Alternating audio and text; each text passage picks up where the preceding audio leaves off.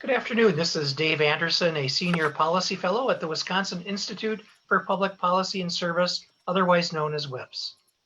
Hi, Dave. This is Eric Giordano. I'm the executive director of WIPS, and we welcome our viewers to Two Bald Guys. Our show this week is entitled, Does Creativity and the Creative Economy Still Matter? We have a really terrific guest who's going to share with us the state of the arts and creativity and the creative economy in the COVID era and beyond, and we're really looking forward to that discussion. Dave, why don't you tell us a little more about WIPS, and just to change it up a little bit from our normal routine, some people may not know about one of our organizational arms at WIPS that we call WIPS Research Partners. Could you share a little bit about that? Absolutely, Eric. I'd love to. WIPS Research Partners addresses community and organizational needs by providing the full spectrum of academic and technical resources of the University of Wisconsin system and beyond, using proven research methods and human-centered approaches. I have to say, the more involved and engaged I get in WIPS Research Partners, the more fascinated I am with the opportunities that exist for WIPS to provide some good quality research for organizations across the state of Wisconsin. Well, thanks for sharing that. Now, Dave, this is a hard thing, okay? Because for 2 straight weeks, you've asked me to respond to a crucial question, which, if I've got it right, is when I'm in the bathroom washing my face in the morning, how do I determine where my face ends and where my head begins?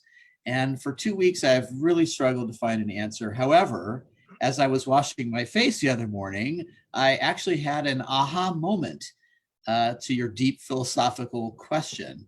And the aha moment was this. It basically occurred to me for many years now, I've noticed that it's taken me longer and longer to wash my face. And now I actually know why. So I really appreciate you asking me that question. But as far as trying to answer the question, where does my face begin and where does my face end and my head begin? I'm just going to comment this. I think it's right up there with life's great mysteries, such as how much deeper would the ocean be if there were no sponges in it? Or why doesn't glue stick to the inside of the container? So, I think it's right up there with those questions. And so I don't know that it's really answerable, but it does remind me of something my mother used to say. She'd say, Eric, dear son, that's what she called me, dear son, I think it's really fantastic that God has been good to you. He gave you a handsome face and room for another one. So that's pretty much the only answer you're going to get from me on that. So Dave, why don't you, on that note, tell viewers how they can share their favorite life mysteries and unanswerable questions. Well, first, Eric, thank you for finally addressing the question. Our viewers have been just dying to get the answer to that. So I'm glad you finally addressed it and took care of that elephant in the room. So thank you very much for that. So of course, our viewers can always email us at info@wips.org to share their favorite hair pun or joke. Also, during the show, they can make comments or pose questions to our guests via the Facebook chat section.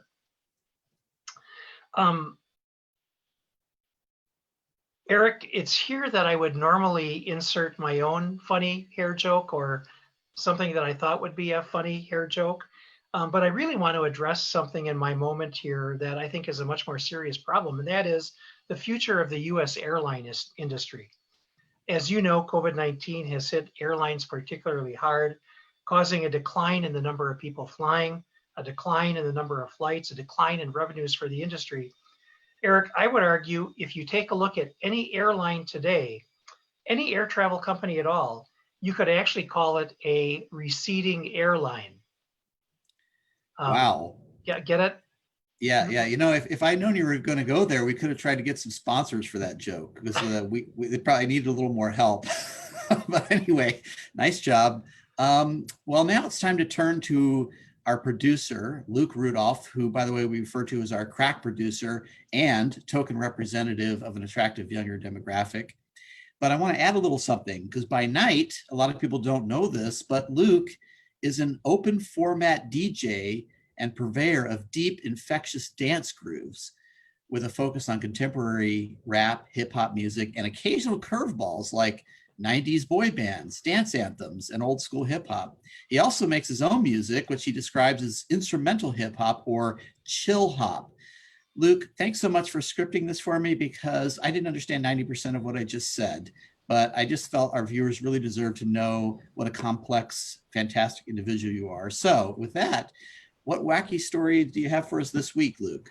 Well, thank you for that introduction, and boy, do I have a wacky story for you. So this comes to us from Michigan. The owners of a Michigan bed and breakfast have removed a Norwegian flag that has hung outside its main entrance for 2 years because they say too many people have mistaken it for the Confederate flag.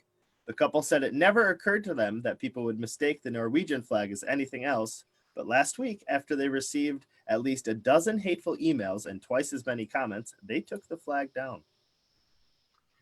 You know, Eric, not only did Luke identify an incredibly compelling story this morning, but actually before the show, he confronted me on a very serious personal matter. And I do have a confession to make. Yes, this is my personal Facebook profile page and profile picture. And yes, that is a Norwegian flag. So I just want to clear the air and set the record straight that I too fly the Norwegian flag.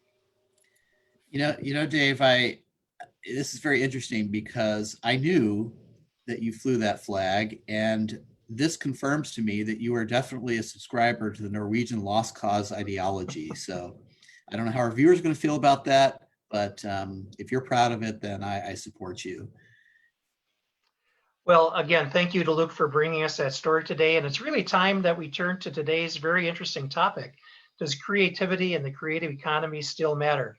Our guest today is Anne Katz, Executive Director of Arts Wisconsin, Wisconsin's community cultural development organization, whose mission is to grow Wisconsin creatively and ensure investment in arts, culture, and creativity as a force for economic, workforce, and community success.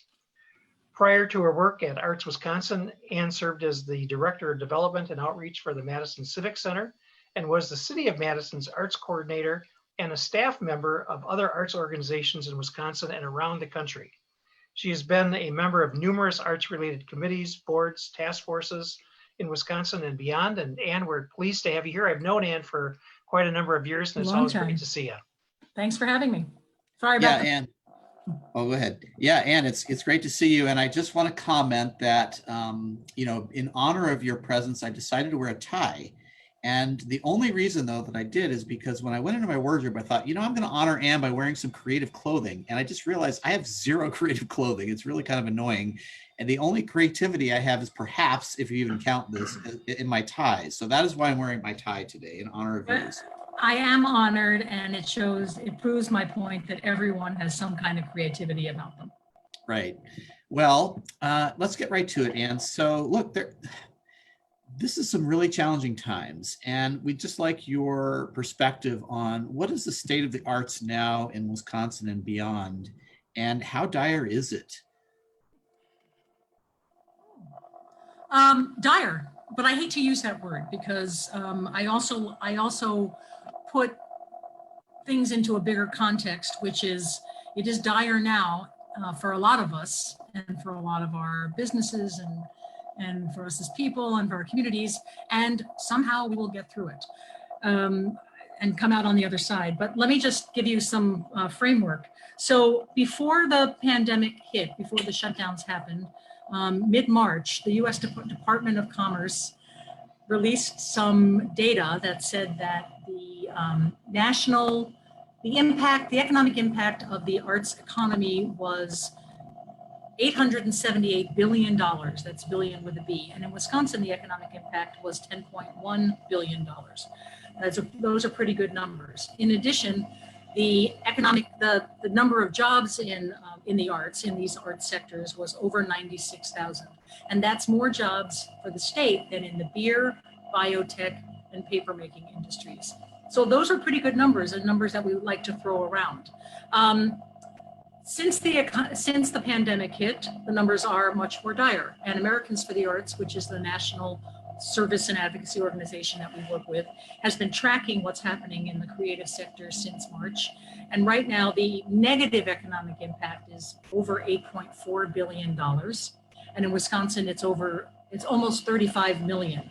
And that's before we factor in what is going to be shown once we look at what the summer cancellations show.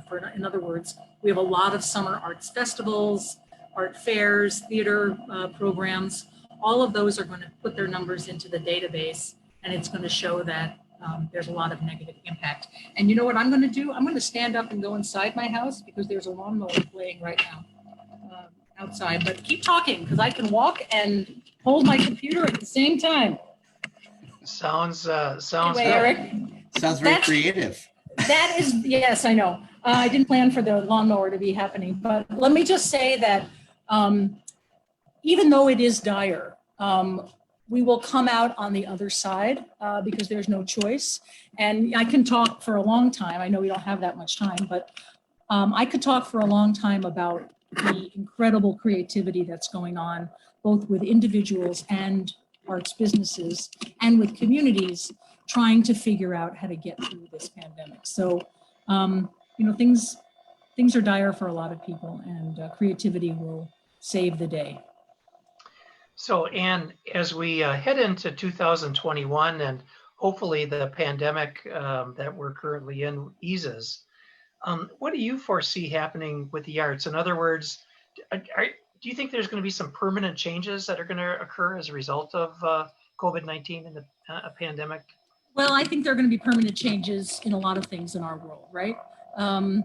We're not going to go back to the way things were. It's going to be a new normal that in some ways we can't even imagine. It will be a long time, probably, until a lot of people feel comfortable being in an enclosed space, sitting next to somebody else. Some people will go back right away. Some people will have a hard time with that.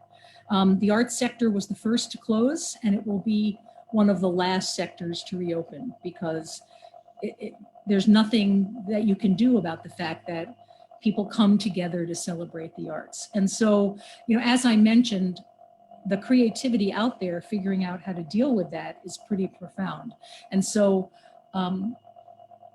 theaters are figuring out how many people they can seat in their space in a financially viable and socially distanced kind of way.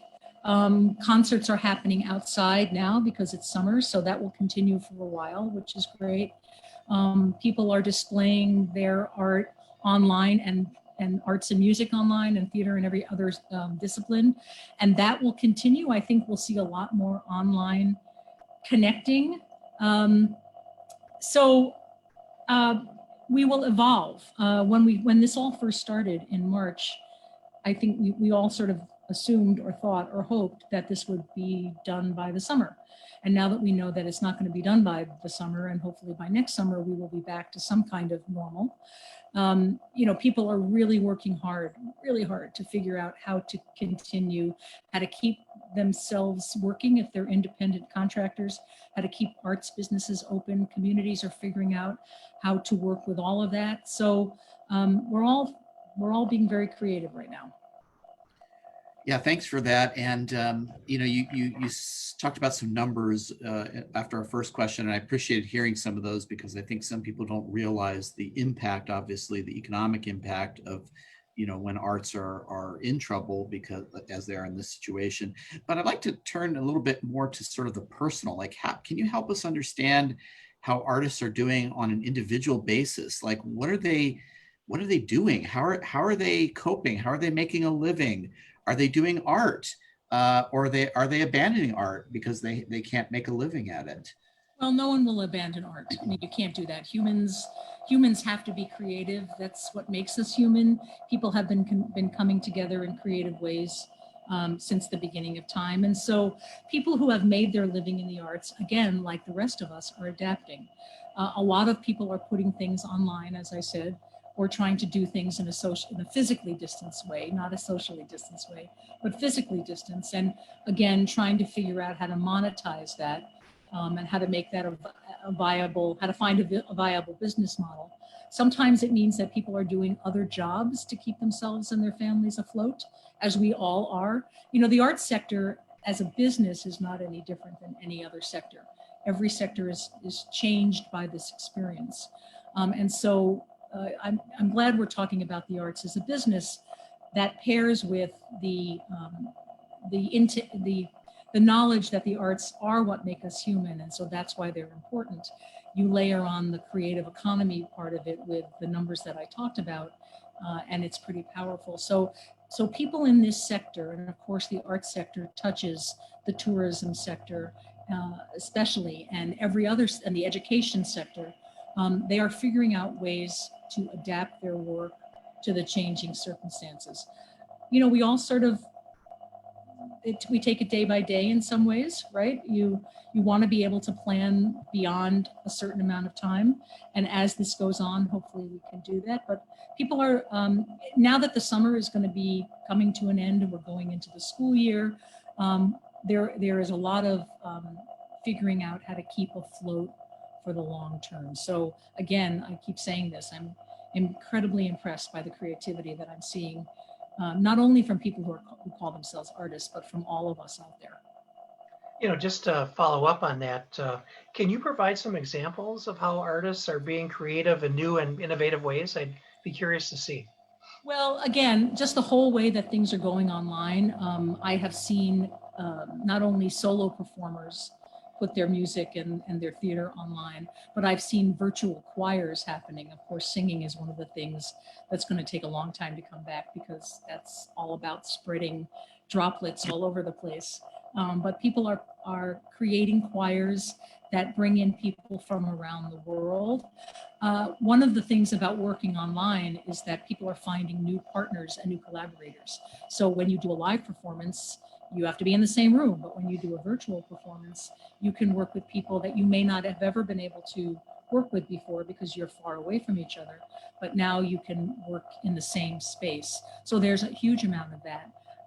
People are also being creative in terms of looking at what's happening in a community and figuring out a creative solution. For example, there's a woman in Milwaukee who is a live statue performer. Her name is Alice Wilson, and she makes her living working at fairs and festivals, mostly a lot in the summer, as a living statue and an art model. And so she is also an avid kayaker, and she came up with the idea of kayaking on the Milwaukee River or some other waterway and picking up trash, because there's a lot of trash in the water. And so she has a GoFundMe campaign to say, help me pay some of my bills. I'm going to be cleaning up the Milwaukee River and other waterways. And now she's gotten people to join in. She is working with some of the waterways companies in Milwaukee. And so that's incredibly creative. She's doing something for the environment and something to sustain herself as an artist. I've also been hearing about a lot of different organizations and people coming together to craft advocacy statements, to create websites.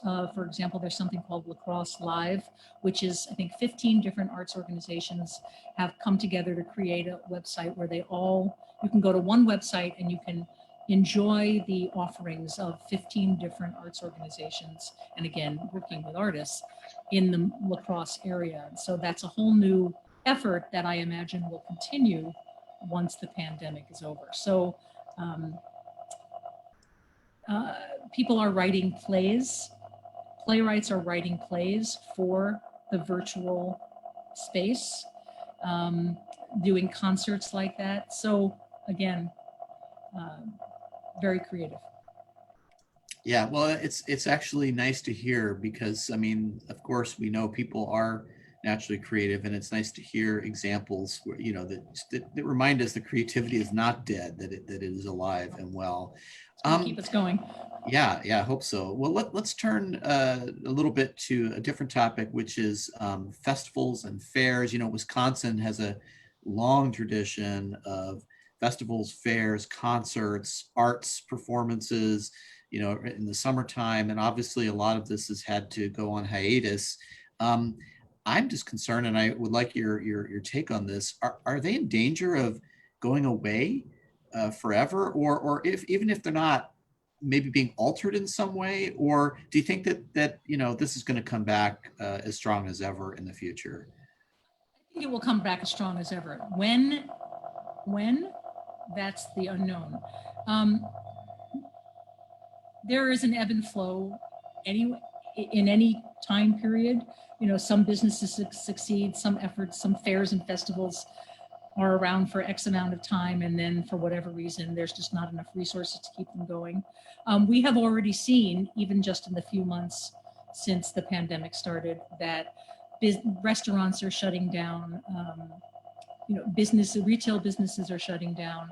So our work is very much about keeping the arts sector going as much as possible. Some organizations, some fairs and festivals may take a hiatus for this year for sure. And who knows what's going to happen next year. But again, I keep coming back to this. You can't really stop that creative spirit. And so if there's a fair, every little Wisconsin town and every big city has some kind of festival that shows their unique identity. And you just can't stop that. And so I think that at the moment, anybody who runs a fair or festival or organization or program is committed to keeping it going, and will do as much as they can and find the resources to keep it going in some way. And we're certainly advocating for that. And so we want to make sure that these fairs and festivals continue, because again, that is part of what makes Wisconsin unique and helps show every community's unique identity and gives us that authentic feel. So we're doing as much as we can to help figure out how to do it. Eric, it looks like we've got a viewer question, so I'm going to interrupt here, and maybe we can have Luke share the viewer question with us. Is Arts Wisconsin collecting any data about the impact the pandemic has made in the arts industry? If so, how are they collecting the information? We're doing a lot of surveys and one-on-one. We're involved in projects. The UW system has been running a project on the impact on the nonprofit sector, and we've been involved in the component about the arts sector. So that's out of UW Whitewater, UWM. So we're helping with that. We're also involved in collecting data with Americans for the Arts, which is the national organization. They're tracking the effect on the nonprofit arts sector, effect on individual artists and creators, the effect of the CARES Act funding that organizations and businesses have gotten. So we're involved in all of those different parameters, I guess, or projects. And you can go to our website, artswisconsin.org, and there are links to all of those things. But what's interesting is the ongoing nature of it. So whatever the impact is now, comparing it to what happens in a few months is going to be really important. So we're doing as much as we can to collect that data. You know, you've really prompted a question that I hadn't really thought of. And that is, you know, with all the money that the federal government is pumping in to help stimulate the economy and keep things moving forward because of the pandemic, are there any specific dollars being allocated for the arts and cultural arena in terms of funding initiatives? Or are there some things on the horizon that we should be aware of? Well, right now, since Congress is in session for a little bit longer, we are really focused on advocacy with the federal government. The CARES Act did designate money for the National Endowment for the Arts and the Humanities, for the Institute for Museum and Library Services, and the Corporation for Public Broadcasting. So all of those were directly targeted to arts businesses. There's also a lot of different components in the CARES Act and in whatever comes up in this next bill, with the Paycheck Protection Program, with unemployment insurance, especially for independent contractors, because those people have no way of making a living. 2/3 of independent contractors in the arts in this country are out of work at this point. So there are things that are specific to the arts, and we certainly are advocating for more NEA money, NEH, those cultural agencies. We're also advocating for the unemployment insurance and things like broadband. You know, as we go into the school year and deliver art education programs to our kids online, arts programs are a huge part of that arts education. And so we want to make sure that every kid in Wisconsin has has access to reliable internet so that they can get that educational program. Thanks, Dan. Anne, looks like we have another question from a live viewer. Luke, can you go ahead and ask that? Last I heard, Wisconsin ranks dead last in public funding for the arts. Are there any specific actions we can take that will help change that? Yes. Speak up to your representatives. We have a lot of different advocacy mechanisms, and you go to artswisconsin.org and it's all there. Anything from sending an email, but really making a relationship with a legislator on the state level and on the federal level to make sure they know about the value of the arts program in the community and how investment in that program will make a difference. So we're focused on the federal advocacy at the moment. And as we go into the election season and interact with candidates, and then we go into state budget season, we're going to be calling for people to speak up with their representatives. And so we have a lot of tools to do that. We have a lot of ways that people can make the case. I always say that you can send an email and go beyond that. You really need to speak up about if you see a program that you think is important to your community, speak up about it, because that kind of investment, and I use that word very deliberately, is really important. And so again, go to artswisconsin.org and we have a variety of tools and information that you can use to make the case. That's really helpful. And thanks to our viewer for that question. I think you may have partially or maybe completely answered my question, but I'm just going to ask it because maybe there's some other responses. But how can we as individuals and communities, what else can we do to help the arts? Well, we can vote. We're very involved in Get Out the Vote efforts. There's something called National Voter Registration Day, which is on September 24th, and we're going to be doing a lot around that. We're working with Americans for the Arts. They have a program called Arts Vote, which is all about getting information about the arts sector to candidates on the federal level, and we use it for the state level too. And so to make sure that when candidates are talking about their vision for the future, that they include the arts sector in that. So individuals can know the issues, know the candidates, make sure they pledge to vote, actually vote on August 11th and November 3rd. I mean, that's the most important thing, is to make sure you participate in the democratic process. You can also support your local arts organization. If there's an organization that you've been very impressed with, that you've been a subscriber to, a fair and festival that you've enjoyed, you can volunteer with that organization. You can support monetarily, of course, and you can help make sure that you do something to keep that organization alive. You can make sure that you speak up for arts in the schools, whether it's online or in a school, because in the 21st century, our kids need to learn how to be creative problem solvers. And so arts education as part of a 21st century educational system is really important. So basically, this is exactly what WIPS talks about. You can be part of the democratic process and make sure that you speak up for the quality of life and the access to that quality of life in your community. Wow, this time has really flown, Anne, and that was awesome. I really appreciate that answer, and really just you. I really appreciate you for all the work that you're doing and for taking the time to join our show. And we really do wish the thousands of people and organizations that you represent, all of our creative friends across Wisconsin and the country, good health, a swift return to work, and economic sustainability. And once again, we deeply, deeply apologize to Dwayne "The Rock" Johnson for running out of time, and we certainly hope that he'll join us next week. You can only hope. Dave, why don't you tell us what's going on for next week, by the way? Yeah, sounds good. Speaking of next week, please join us at noon on Friday, August 7th for another exciting episode of Two Bald Guys. We will be discussing the challenges of returning to school in the COVID-19 environment with leaders from associations that represent school boards, school superintendents, and teachers. So I think it's going to be a really, really interesting show. Well, Dave, just in parting, I have a moral conundrum for you.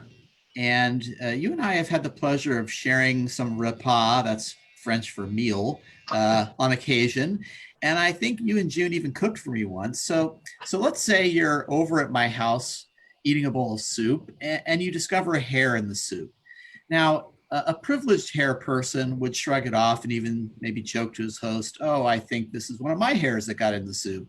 But being a hair challenged person, Dave, I don't think that would be very credible. So what would you do if you found a hair in some soup that I offered you? Would you pull it out of the soup and potentially embarrass me and your hosts? Would you just continue eating and pretend it wasn't there? And by the way, how would this whole episode make you feel? Isn't it sort of like a giant double gut punch from the universe? A bald man finding a hair in his soup? You know, Eric, just like I gave you a week or actually 2 weeks to respond to my question, I think I'm going to need a little bit of time to think about this. But in the meantime, I'm reminded about the very first experience I had going to my longtime barber in Madison. You know, I've been going to the same barber since the Thompson administration. Really? I don't think we had heard about your barber in Madison. That's how long I've been going to my barber in Madison. You know, but the first time I saw him, I said, you know, my hair is constantly falling out. Is there anything you have to keep it in? And he said, absolutely. And I remember that sigh of relief when he responded so positively. And he reached under his counter and he gave me a brown paper bag. Well, very utilitarian. Awesome. I think the only thing to say is bump. There you go. See, Luke, I've been telling you we need a rim shot. When are we going to get this rim shot? Now we have to have our guests doing the rim shot. Well, thank you, Anne. We really appreciate it. Happy to help. All right. Well, thanks everybody, and we'll see you next week.